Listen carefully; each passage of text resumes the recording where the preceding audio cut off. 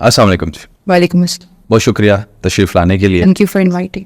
मैं ये समझता हूँ कि आज जिस मौजू पे बात करनी है ना, ये न सिर्फ आवाम के समझने के लिए बड़ा अहम है, बल्कि इसके अंदर शायद बहुत सारे लोग हमारी गुफ्तगू सुन के अपने फ़ैसले बेहतर कर सकें। सबसे पहला और कीमती सवाल वो ये है कि एक बिल पेश किया गया जिसके अंदर फैमिली लॉ जो है उसमें एक तरमीम होगी कि औरत अब मर्द के निकाह के बाद जो असासे बनेंगे उसमें आधी हिस्सेदार होगी। ये लॉ जो है दूसरे फर्स्ट वर्ल्ड कंट्रीज़ में तो मुतारिफ है और वहाँ पे ये चल भी रहा है, लेकिन पाकिस्तान में ऐसा नहीं है।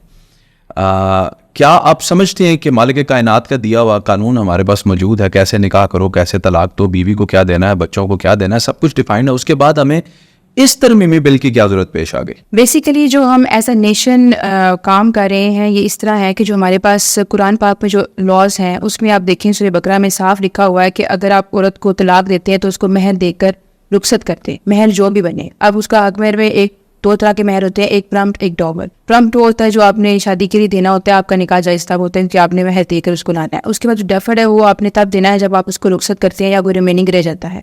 मुअज्जल और गैर मुअज्जल को जो निकाह नामा है उसके अंदर लिखा होता है।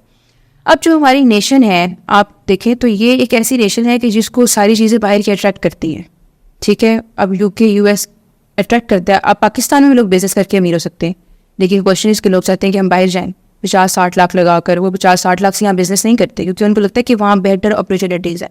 अब जो वहाँ लॉज हैं वही लॉज लोग कहते हैं यहाँ आ जाएं क्योंकि जी वहाँ तो बड़ा कानून है। आपने सुना होगा अक्सर जो लोग बाहर से आते हैं, हमारे अपने लोग बहन भाई, वो कहती है वहाँ बड़ा कानून है, वो बड़ी वेल सेटल्ड स्टेट्स हैं, वो बड़ी कानून वाली जगह हैं, यहाँ तो कोई कानून नहीं है, रूल नहीं है, लॉ नहीं है। लेकिन ऐसा नहीं है, हमारे यहाँ लॉज हैं, इम्प्लीमेंट नहीं हो पाते। अब जो ये बिल है, बिल की कोई हैसियत नहीं होती जब तक वो सेनेट में जाके प्रूव ना हो, उसके बाद उसको टेक्निकली अवाम भी एक्सेप्ट ना करे, वो फिर लॉ बनता है। अगर ये बिल ही रहता है, अगर इसकी वोटिंग इतनी नहीं होती सेनेट में और इसको नहीं अप्रूव किया जाता तो फिर ये इसकी कोई लीगल वैल्यू नहीं होगी। अगर हो भी गया तो इस्लामी नज़रियाती कौंसिल में तो चैलेंज हो सकता है। अगर ये हो जाता है एक्सेप्ट और ये बन जाता है लॉ, तो उसके बाद इसके ड्रॉबैक्स बहुत ज़्यादा हैं as compare to its benefit. Drawbacks ये हैं कि अगर बाहर के मुल्कों में देखें तो आपने देखा होगा यूके में जब डाइवोर्स फाइल होती है हस्बैंड की तरफ से, वहाँ पे मेल के पास भी राइट टू डाइवोर्स है और फीमेल के पास भी राइट टू डाइवोर्स है। हमारी तरह नहीं है कि लड़का तलाक देगा लड़की खुला लेगी, इस तरह नहीं है। वहाँ पर दोनों के पास राइट ऑफ डाइवोर्स है। अब जब राइट ऑफ डाइवोर्स में वो जब मूव करते हैं, वो जब डाइवोर्स फाइल करते हैं, तो जो होम ऑफिस होता है, जुडिशियल मजिस्ट्रेट होता है, वो ये कहता है कि 50-50 स्प्लिट डाइवोर्स, वहाँ पे एक लॉ है, ठीक है। अब 50-50 स्प्लिट डाइवोर्स में वो उनके एसेट्स की इंक्वायरी करेंगे, उनकी डाइवोर्स होने में 6-7 माह लगेंगे। जब उनकी डाइवोर्स हो जाएगी तो बच्चे जिस पेरेंट्स के पास बेहतर फील करेंगे उस पेरेंट को उसकी कस्टडी दी जाएगी फॉर टाइम बेइंग। हो सकता है वीक में कुछ दिन की उसको दी जाए, कुछ दिन की इसको दी जाए, लेकिन फॉर टाइम में। अब 50-50 स्प्लिट डाइवोर्स में हस्बैंड एंड वाइफ दोनों के ऊपर जिम्मेदारियां भी हैं। प्रॉपर्टी 10 साल ना बिकी, उनका रेट 10 साल ना लगे, ठीक है। तो 10 साल तक वो 50-50 स्प्लिट डाइवोर्स की तरफ जिम्मेदारियां निभाएगी लड़की भी। अगर तो पाकिस्तान में ये बिल इसलिए आ रहा है कि लड़कियां भी 50-50 रिस्पॉन्सिबिलिटी लेंगी, बच्चों को नाना नफका खर्चा पूरा करेंगी, यानी कि शोहर से मांगना शुरू कर, ठीक है। जिस तो यहाँ यही होता है कि गुला होती है तो बच्चे का खर्चा मांगने लग जाते हैं, तो फिर तो ये शायद एक्सेप्टेबल हो। लेकिन स्टिल हमारे पास जब एक डिवाइन लॉ है, डिवाइन लॉ में कोई डिफेक्ट नहीं होता, वो एक वेल सेटल्ड अप्रूव्ड बिल्कुल नेचर से बिल्कुल नेचर के मुताबिक। अब जब वो कहा गया है कुरान में कि औरतों को जब छोड़ो तो उनको कुछ महर दे के भेज दो, तो वो नई शादी कर सकती हैं, उनके ऊपर कोई रिस्पॉन्सिबिलिटी नहीं है, ठीक है। कोई भी रिस्पॉन्सिबिलिटी उनके ऊपर हम कैरी नहीं करते according to that Quran law. अब जब ये बात करें, ये जो बिल आया है, इस बिल के बाद तो लोग शादियां ही नहीं करेंगे। जिस बंदे के पास एसेट्स है उसको क्या जरूरत है किसी लड़की से शादी करे? उसका लड़की ही उसके पैसे के लिए शादी करे और कुछ दिनों बाद डाइवोर्स क्लेम कर दे तो बंदा शादी नहीं करेगा। वो बोलेगा मैंने अपनी मेहनत से बनाया है, 50-50 किसी का इनहेरिटेंस में ही आ गया है, उनसे पर इनहेरिटेड जायदाद है, तो वो क्या 50% उस लड़की को दे देगा? ऐसा मुमकिन नहीं है। अगर ये आता है तो शादियों का जो रेशो 70% अभी चल रही है ना, तो वो 20% पे आ जाएगी। 50% लोग शादी करेंगे ही नहीं, वो इस रिस्पॉन्सिबिलिटी में जाएंगे ही नहीं, ताकि कल को डाइवोर्स ना हो। क्योंकि आजकल जो हमारी जो नस्लें आ रही हैं वो ग्रीडी हैं, ठीक है। उनके आजकल लोगों के साथ ये भी एक मैटर करता है कि इखलाक, करैक्टर, ये चीज़ें अब इतनी अहम नहीं है जितना पैसा, गाड़ी, घर अहम है, ठीक है। कितने ट्रेवल्स हैं आपके, कितने पासपोर्ट्स पे आपकी मोहरें लगी हुई हैं, कितना आपने इन आउट किया हुआ है, दैट थिंग्स रियली मैटर। तो व्हेन जब लोग शादी करेंगे तो वो यही चाहेंगे कि 50-50 स्प्लिट लॉ जो है डेफिनेटली वो जो शादी का रेशो है ना वो 20%। तो इससे तो उनकी पॉपुलेशन भी बर्बाद हुई ना। 1.7 रेट है उनकी पॉपुलेशन के बढ़ने का अमेरिका और कनाडा में, जबकि किसी भी माशरे को बचने के लिए 2.1 चाहिए। तो उनके तो बच्चे ही नहीं पैदा हो रहे, बल्कि वो तो ये कहते हैं कि जो जनाब इधर आके सेटल हो, बच्चे पैदा करें। अच्छा, एक बच्चा पैदा होने पे इतने डॉलर देंगे, दूसरा पैदा होगा तो इतने, और फिर उनको सपोर्ट करते हैं कि फैमिली हर बार आजमा रहे हैं, लेकिन इस कानून ने उनको बंदिश पर डाला। बेसिकली यूके में जब 50-50 स्प्लिट है तो क्यों चाहेंगे वो जिम्मेदारी? प्रॉपर्टी तो बाद में मिलेगी, पहले तो जिम्मेदारियां पूरी करनी है, और बच्चा एक प्रॉपर जिम्मेदारी है, और काउंसिल तो उसको पैसे नहीं देती। ये हमें एक गलतफहमी है कि काउंसिल बेनिफिट्स देती है बच्चों को, ऐसा नहीं है। जो लोग कमा रहे हैं, जिनके पास एसेट्स हैं, उनके बच्चों को कोई काउंसिल बेनिफिट्स नहीं देती जी। वहां पे तो आपको अपने आप को दुकान शो करना है। हाँ, माँ बाप, हाँ, अब जो काउंसिल टैक्स बेनिफिट्स लेते हैं, रेफ्यूजीज में जाते हैं, उनके पास कोई एसेट्स नहीं होते, उनका टैक्स पेयर बहुत छोटा होता है, वो नॉमिनल इनकम जनरेट करते हैं जिससे उनका गुजारा नहीं हो सकता, इसीलिए उनको काउंसिल सपोर्ट करती है। तो ये वाजे हो गया कि पाकिस्तान के अंदर ये सिस्टम जो है ये नहीं चल सकता, क्योंकि हमारी सोसाइटी में अकॉर्डिंग टू माई सजेशन ये नहीं होना चाहिए। लेकिन मैंने इसके अंदर स्टडी की थी, ये क्योंकि मैं लास्ट मंडे को इंट्रोड्यूस कराया गया, इसके अंदर कमेंट्स लिखे हुए लोगों के शायद डीमोटिवेट करे डाइवोर्स को। डाइवोर्स तब होगी, मेरे उन लोगों के लिए जवाब है, डाइवोर्स तब होगी जब शादी होगी। अब तो शादी नहीं होगी, डाइवोर्स कहाँ से होगी? अरे डाइवोर्स तो ऑटोमेटिकली ये लोग कहते हैं कि हमने ये बिल इसलिए पेश किया है ताकि ना डीमोटिवेट करें तलाक को, कि लोग किसी भी वक्त किसी को भी तलाक दे देते हैं, ठीक है, लेकिन जब शादी नहीं होगी तो तलाक कब होने का क्वेश्चन ही खत्म हो जाएगा। और फर्स्ट वर्ल्ड कंट्रीज में आप देखें, बड़े बड़े स्टार, सेलिब्रिटीज, अमीर लोग, क्रिस्टियानो रोनाल्डो की मिसाल ले लें, because he has assets, he has assets, yeah, and he is a good human being still। वो शादी नहीं कर रहा। हमारे इस्लाम में जो भी कानून बनाए गए हैं इसमें कोई भी खराबी नहीं है, कोई भी डिफेक्टो, हाँ, कोई डिफेक्टो है ही नहीं, क्योंकि औरत को जो जब शादी करने के बाद बंदा अपना नाम देता है, एक इज्जत देता है, सिर्फ पैसे ही मैटर नहीं करते, एसेट्स या ये 50% जायदाद मैटर नहीं करती। जिस बंदे ने भी ये बिल बनाया है उसने ये एस्पेक्ट्स देखे ही नहीं है। अगर वो ये देखे, एक बंदा जिम्मेदारी लेके चलता है, उसके वो रिलेट करता है, वो अपने घर लेकर आता है, तो जब वो अपने घर ले आया तो मर्द तो बेचारा घर काम तो चला जाता है, घर तो लड़की का ही हो जाता है। अगर आप सोचें तो ये 50-50 तो आई थिंक मैटर ही नहीं करता।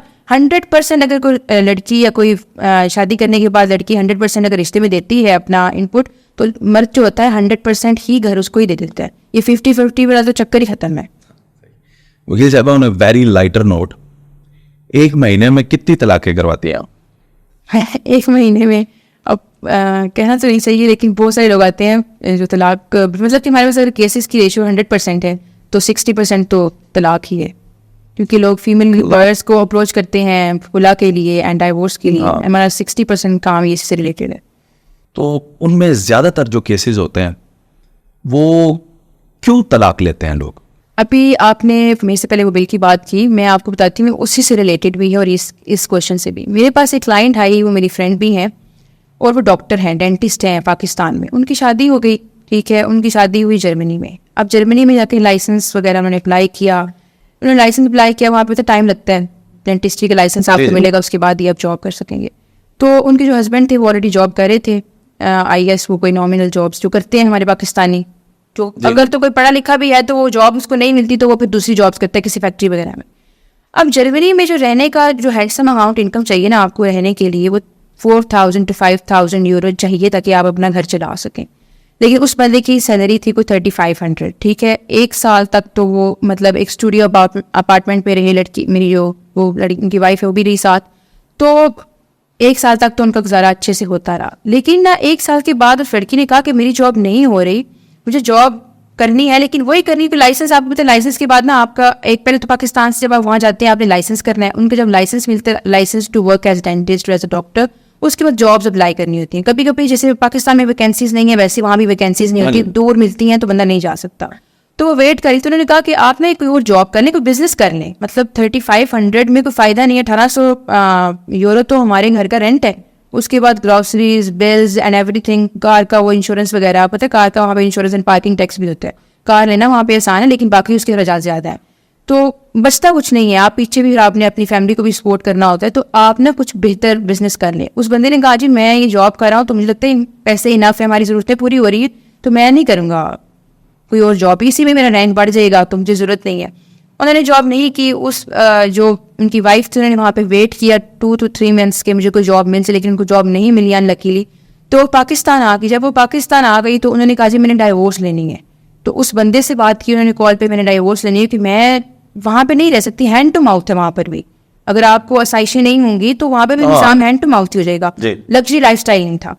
तो उन्होंने कहा मैंने डाइवोर्स लेनी है। तो उन्होंने कहा जी मैं आपको डाइवोर्स देना नहीं चाहता, आप वेट करें, कि रिस्क तो अनएक्सपेक्टेड है, किसी को भी ज़्यादा और कम मिल सकता है, लेकिन उन्होंने कहा जी मैं डाइवोर्स लेनी है, मेरा गुजारा नहीं, कल को बेबी हो जाए तो वो तो बिल्कुल मुश्किल हो जाएगा, क्योंकि ज़रा हमने कोई अलाउंस तो लेना नहीं है, तो वो तो गुजारा ही करना मुश्किल है। वो पाकिस्तान आ गई। जब वो पाकिस्तान आ गई तो मेरे से कॉन्टैक्ट किया कि मैंने मुला फाइल करनी है। यकीन करें मुझे लगा कि लोग बैठे हुए कि अच्छे रिश्ते मिलें, और उनको ये भी अंदाज़ा नहीं है, वो कहते बाहर का रिश्ता हो तो हम कर लें, और ये बंदा इसको रखना चाहता है, और वो मतलब कि बहुत ही शरीफ फुल नफ्स इंसान था, और वो जिम्मेदारियाँ ही पूरी कर रहे हैं, मतलब जो उनको पॉकेट मनी देनी चाहिए ग्रॉसरीज की कुछ भी वो दे भी रहे थे, लेकिन वो कहती मैं रहना नहीं चाहती क्योंकि वो मेरी बात नहीं मान रहे, वो बिजनेस नहीं कर रहे।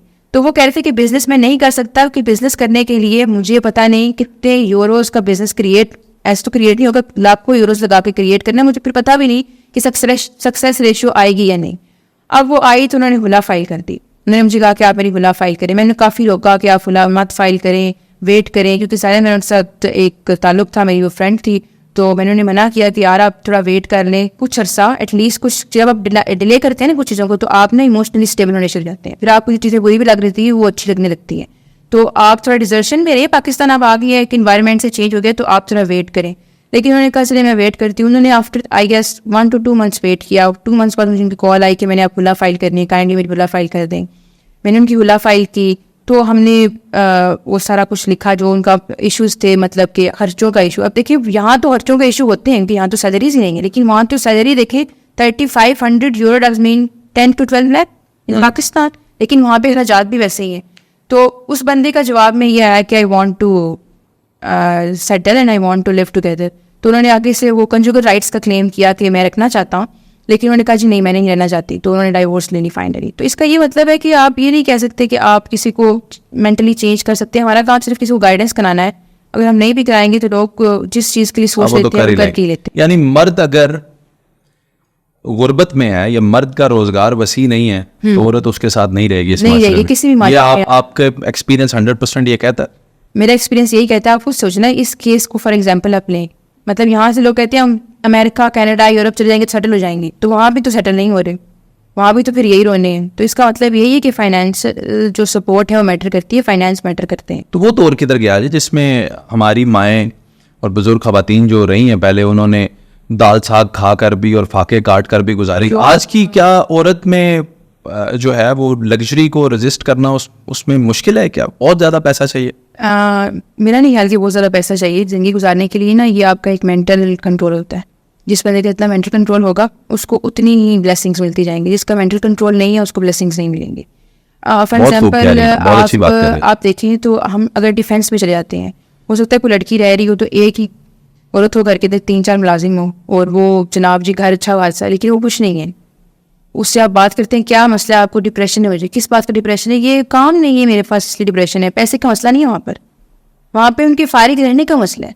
अब जो आपने बात की है कि जो हमारे फोर फादर्स थे या हमारे पेरेंट्स थे तो वो तो इस तरह डिमांडिंग नहीं थे उस वक्त ना, ये इतनी एडवर्टाइजमेंट और मार्केटिंग का दौर नहीं था। अब मार्केटिंग का दौर आ गया है, अब हर बंदे को आईफोन चाहिए, हर बंदे को, लड़कियां शादी करती हैं उनका यही डिमांड है कि हमें जाते साथ आईफोन मिल जाएगा, वो भी लेटेस्ट।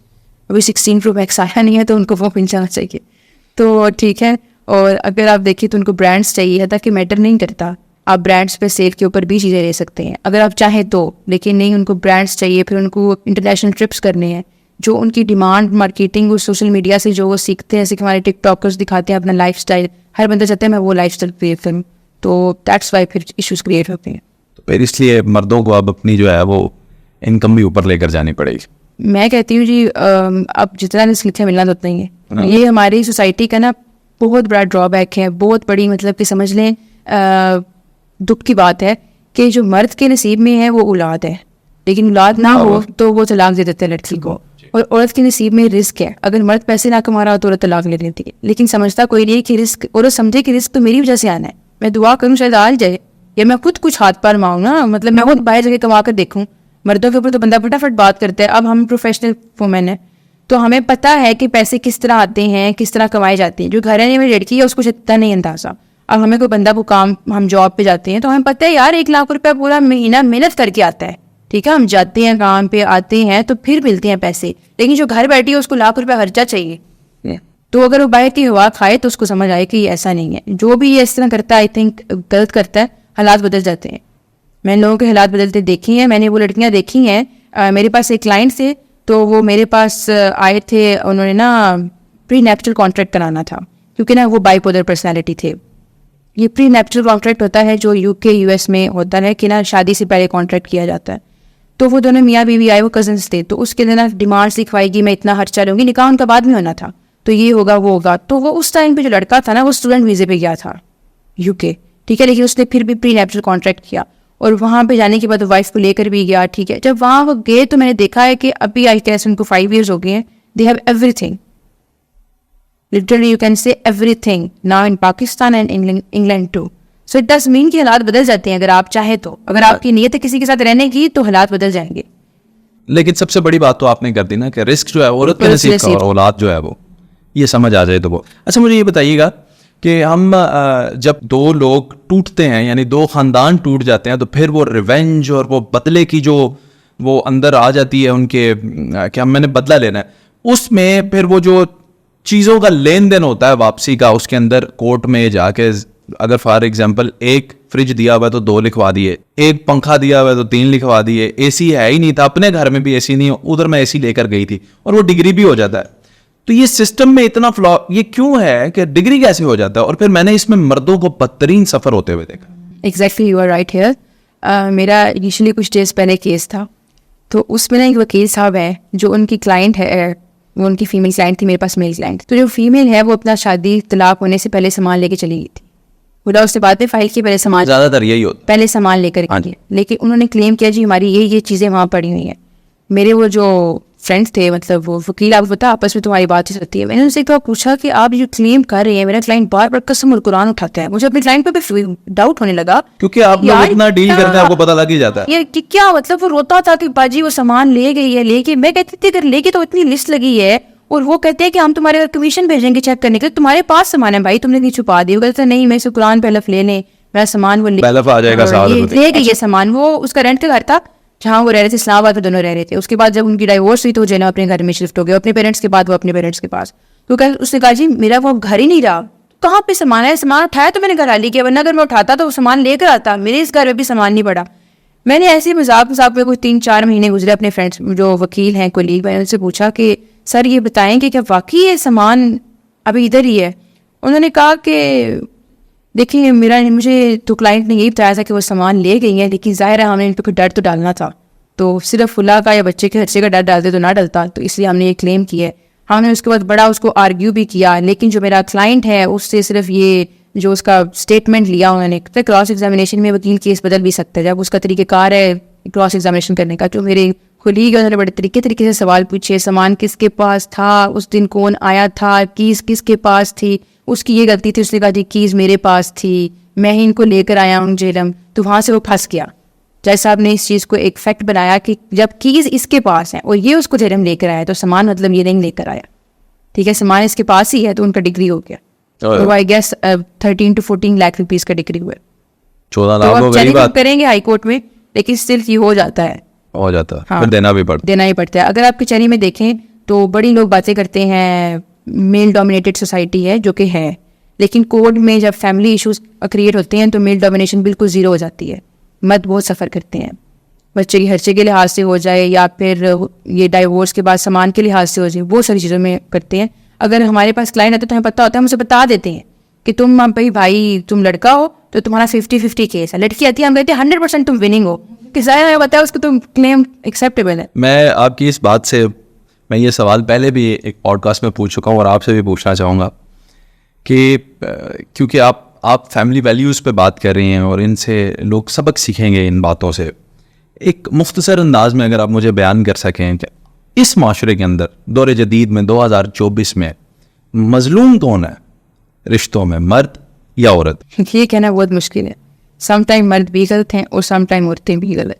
नहीं, जब वो कोर्ट में आ गए, इट डिपेंड्स ऑन फैमिलीज, क्योंकि ऐसे केसेस भी आते हैं जिसमें मर्द गलत भी होते हैं, लेकिन जो यूजुअली आते हैं जैसे खुला आती है, जिसमें यूजुअली खुला अगर आती है तो खुला के क्लेम में मोस्टली लड़कियां गलत हैं, क्योंकि वो किसी बना के छोटी छोटी वजह से खुला क्लेम कर लेती हैं।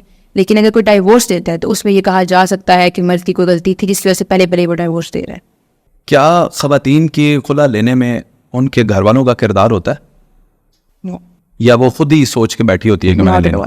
मेरा रिसेंटली एक इस्लामाबाद में केस लगा हुआ था, मेरे पास वो क्लाइंट आए मेरे चैम्बर, तो उन्होंने मुझे कहा जी मेरा फुला फाइल करनी है। मैंने फुला फाइल की तो उनकी मदर के ना आइज़ में वो टीयर्स थे। I can literally feel her feelings that. मैं लड़की के घर वालों के, लड़की के घर वालों की बात करी ना कि उसकी अच्छा। मदर की आंखों में काफ़ी आंसू थे कि वो नहीं चाहती थी कि उसको डाइवोर्स हो। तो लेकिन लड़की जो थी वो तो एडमेंट थी, वो चाहती थी कि उनको डाइवोर्स हो।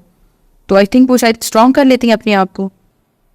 हो सकता है साइकोलॉजिकल इश्यूज, फाइनेंशियल इश्यूज, या किसी और के साथ कोई छुपा हुआ रिलेशन दोबारा जाग जाता है। ये जो आपने वजूहात बयान किए हैं ये तीनों एग्जिस्ट करती हैं। और जब इनमें से ज्यादा divorce- कौन सी वजह एग्जिस्ट करती है? Financial crisis. Financial crisis. Nobody can suffer financial crisis. लोगों को लगता है पैसे नजर आएंगे हम मर जाएंगे। पैसा इज ऑक्सीजन नाउ। क्या बात कर रहे हैं? कसम से शादी के बाद लोगों को लगता है पैसे नहीं नजर आएंगे हम मर जाएंगे। वो कहते सिस्टम नहीं रन करता। हालांकि ऐसी कोई बात नहीं है, आप थोड़ा सब्र करें तो चीज़ें सेटल हो जाती हैं। अगर हमारा ईमान हो, क्योंकि आपको पता है तरीका कौन है कि रिस्क आपको ऐसे तलाश करते जैसे मौत, तो फिर हमारा ईमान होना चाहिए कि रिस्क हमें तलाश कर रहा है, हमें मिल वाह, जाएगा। वाह। तो किस तरह से औरत अपने मर्द को सपोर्ट करे बुरे हालात में? क्या करे? फाके काटे? नहीं, अगर वो एजुकेटेड है वो बाहर निकले, ठीक है, वो काम करे। वो जब काम करेगी तो उसकी एक जो mental aspects to money and luxury है वो चेंज हो जाएगा।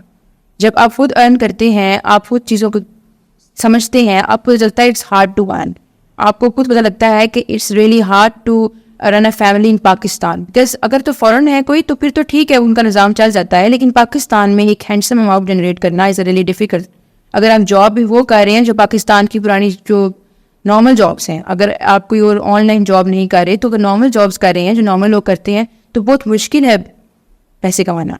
अब मेरे पास एक क्लाइंट है, वो पंजाब बैंक में काम करते थे, उनकी सैलरी थी 48,000, उनके 3 बच्चे थे और उनकी वाइफ, और वो तो ले देकर ना कर्जे ले देकर हर महीने गुजारा कर रहे थे। ठीक है, लेकिन उनकी वाइफ थक गई और उन्होंने कहा जी मैंने डाइवोर्स लेनी है। ताकि वो पहले शादी से पहले बैंकर थी, तो उनको तो इस चीज़ को समझना चाहिए था कि मैं खुद भी बैंकर हूँ, ये चाह कर भी ज़्यादा पैसे नहीं कमा सकते। तो हमें ईमान रखना चाहिए कि अल्लाह रिस्क देगा। वो कोशिश भी बंदा कर रहा है, उसके 3 बच्चे हैं, वो कोशिश भी कर रहा है, वो चाह रहा है कि वो कर्जे ले देकर अगर गुजारा करवा रहा है, इसका मतलब है कि वो रखना चाह रहा है, वो चाह रहा है कि वो गुजारा करवाए। आपने अक्सर देखा होगा कि हम देखते हैं जिन लोगों की सैलरी लिमिटेड है, जो लड़के हैं, तो वो अपनी नीड्स पे कंप्रोमाइज़ कर रहे होते हैं। बाइक्स उनके टूटे हुए हैं लेकिन उनको परवाह नहीं है, जॉब से वो जा रहे हैं, कपड़े उनके मैले कुचले हैं, जैसे भी हैं, वो पुरानी शर्ट्स बार बार धो के पहन रहे, लेकिन घर वाले उनके बड़े वेल ड्रेस्ड होते हैं, बच्चे उनके अच्छे स्कूल्स में जा रहे हैं। 100%। हाँ, तो ये बड़ी 100%। चीज़ें मैटर करती हैं कि जो बंदा बाहर धूप गर्मी देख रहा है वो मैटर तो करता क्या है। आपको नजर आ रहा है घर के अंदर बैठी उसकी बीवी को क्यों नहीं नजर? हमें नज़र इसलिए आता है क्योंकि हम लोगों के साथ इंटरेक्ट करते हैं एंड वे टू वे देखते हैं। लोग हर तरह का बंदा हमारे पास आता है, हम सोसाइटी जब सिस्टम में यहाँ बैठते हैं तो आप देखते हैं उनकी मजबूरियाँ, उनकी बात को समझते हैं। लेकिन शायद घर वाले होते हैं वो एक ही बंदे को देख रहे हैं, और हमारा नेबर है वो उसके बच्चे तो गाड़ी में जा रहे हैं, वो तो लाखों रुपया कमा रहे हैं, तुम ही रह गई हो। तो फिर ये चीज़ें क्रिएट, कंपेरिजन जहाँ भी आता है वहाँ पर डिस्टर्बेंस आती है। बस अब आखिरी चंद सवालात हैं मेरे। ओके, तो उनमें से एक बड़ा अहम सवाल, बहैसियत वकील, बहुत सारे केसेस को डील करने के बाद, लोगों के, इंसानों के मुख्तलिफ रवैये देखने के बाद, आपका एक फाइनल तज्जिया क्या होगा कि औरत को किस मुकाम पर आकर तलाक ले लेनी चाहिए, और मर्द को औरत के अंदर क्या देखे तो तलाक दे देनी चाहिए, और उससे पहले गुजारा करने की कोशिश करें? जब किसी बंदे का रिश्ता सेटल होता है, अगर वो लव है या अरेंज है, तो औरत को देखना चाहिए कि क्या मैं इसके इस करंट फाइनेंशियल स्टेटस के साथ रह सकती हूँ।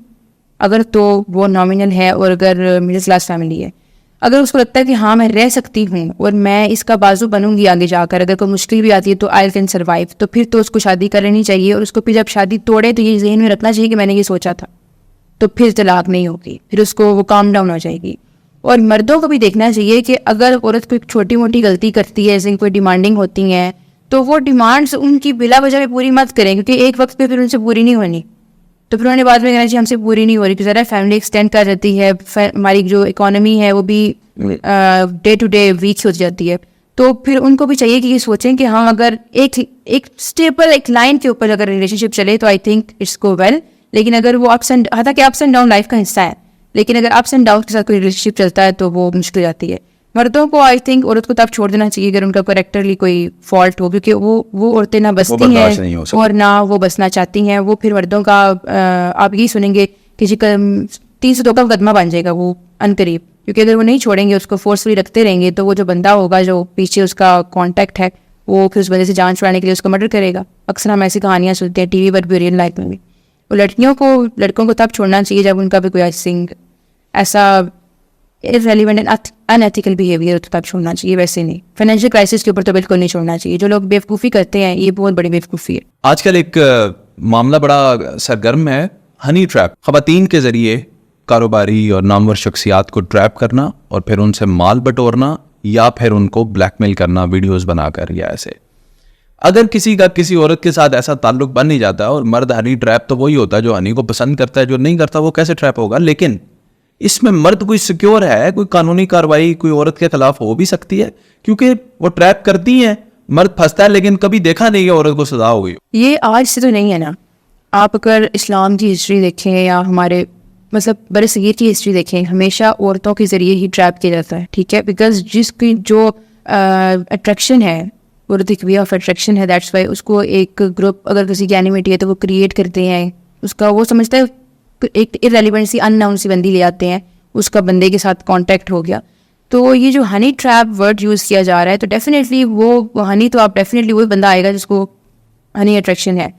लेकिन आई गेस यहाँ पे ये होना चाहिए कि जो ग्रुप है, जो ग्रोह है, वो तो अपना काम कर रहे हैं, वो तो एक देखिए ना अट्रैक्शन क्रिएट कर रहे हैं। लेकिन जो बंदा ये अट्रैक्शन की तरफ आ रहा है उसको सोचना चाहिए कि I have family, I have dignity, why would I go there, ठीक है। और अगर वो किसी जगह रिश्ता बन ही जाता है तो इस्लाम में 4 शादियों की इजाज़त है, लीगली कॉन्ट्रैक्ट वैल्यू क्रिएट करें, क्योंकि लीगली तो आप किसी को तभी बाउंड करेंगे जब कॉन्ट्रैक्ट क्रिएट करेंगे। जब कॉन्ट्रैक्ट ही नहीं है, बेनामी से रिश्ता है, बेनामी से ताल्लुक है, तो सबसे पहले तो आप खुद ही गलत है। तो बेनामी ट्रांजैक्शन की तो कोई वैल्यू नहीं है इस्लाम में भी और कानून में भी, कोई आपको फायदा नहीं होगा।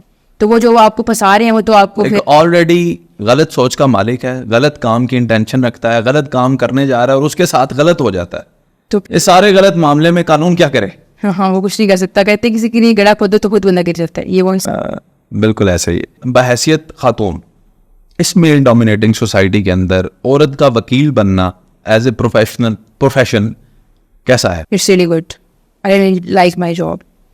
आप देखिए हमारे जो is it you likes your job? Every month आप देखिए, मैं बताती हूँ आपको। अगर आप कहते हैं ना मेल डोमिनेटेड सोसाइटी में औरत का वकील बनना कैसा है, अगर नॉर्मली औरत किसी के अंडर काम करेगी, किसी बैंक में, किसी फर्म में या किसी लोकल एम्प्लॉयमेंट में जाती है, तो वो सैलरी लेगी, जॉब करेगी, बॉस के प्रेशर में रहेगी, वहाँ पे हरासमेंट रेशो भी ज़्यादा होती है, ठीक है, क्योंकि उनको राइट और ऑब्लिगेशंस का पता ही नहीं है, तो हरासमेंट तो हमारी सोसाइटी में आम है। लेकिन जब आप वकील होते हैं तो आप अपना काम कर रही हैं, अपने वक्त में आ रही हैं, अपने वक्त में जा रही हैं, आपको किसी से कोई सरोकार नहीं। सिर्फ 6 महीने की इंटर्नशिप मैटर करती है, जो आपने सीखना था काम आफ्टर डिग्री वो सीख लिया। अब आपको कोई इस तो प्रेशर नहीं ना रहा कि ये टाइमिंग्स है, इन टाइमिंग्स और टाइमिंग्स में आपको काम करना पड़ रहा है, नहीं करना पड़ रहा, तो वो आप अपने मतलब कि ना बहुत इंडिपेंडेंट और डोमिनेंट प्रोफेशन है for female. And then you are boss to your own self. या एग्जैक्टली। तो इस माशरे के अंदर, यानी आपके, मैंने सुना है कि वकीलों की ना वो कवों की तरह आपस में बाइंडिंग होती है, बड़े एक दूसरे के साथ भी देते हैं। जी। तो सपोर्टिव है मेल कोलीग्स? हर जगह पर कुछ अच्छे बंदे होते हैं और कुछ बुरे बंदे होते हैं, ठीक है। लेकिन हमारे जो कचहरी, जितनी भी कचहरी हैं पंजाब में, पूरे पाकिस्तान में, यहाँ पर किसी वकील के साथ कोई इशू होता है ना, तो आपने कहा यूनिटी क्रिएट होती है, चाहे वो ग्रुप्स में हो या फिर किसी और तरह हो।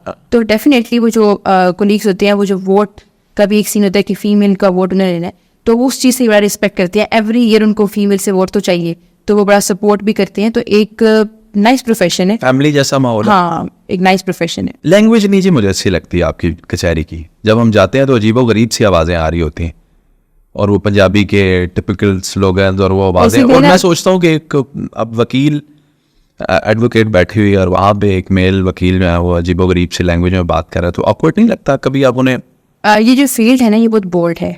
जो लोग आते हैं, क्रिमिनल्स आते हैं, तो क्रिमिनल्स के साथ जब इंटरेक्ट किया जाता है तो उनके साथ उन्हीं की लैंग्वेज में इंटरेक्ट किया जाएगा। जो क्लाइंट्स आते हैं वो अनएजुकेटेड होते हैं मोस्टली, ठीक है, तो उनकी लैंग्वेज में बात कर कर कर अब वकील जो हैं वो So were you able to learn the language?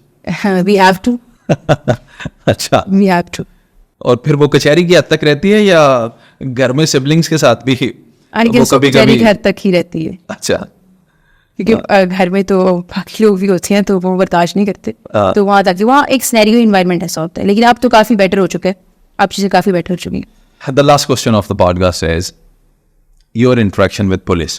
Punjab police और ज़ुबान माशाअल्लाह, आपको पता है कि जो जितना बड़ा गालीबाज होगा वो उतना बड़ा अफसर होगा, और फिर आप और आपके क्लाइंट्स, फिर आपने उनसे डील करना है, और आप एक खातून हैं, और मैं तो समझता हूँ वैसे खातून होने का एज भी बड़ा है कि वो कम से कम अगर गालियों वाला भी है तो आपके सामने तो हाँ, नहीं देगा। तो हमें से हाँ, नहीं ये तो एज भी है, लेकिन फिर भी किसी जगह पर आके तो वो बदतमीज तो है, ये तो एक जो issue है। फीमेल लॉयर होती है उसका इंटरेक्शन पुलिस के साथ बहुत ही नॉमिनल होता है, क्योंकि क्रिमिनल केसेस की जो रेशियो होती है फीमेल लॉयर के पास वो बहुत कम है, ठीक है। तो लेकिन अगर समहाउ अगर केस आ ही जाता है तो उसके पास जो फीमेल लॉयर के पास अगर केस आता है तो फीमेल क्लाइंट का ही आएगा, क्योंकि जो मेल क्लाइंट है वो तो मेल को ही अप्रोच करेगा, मेल लॉयर को ही।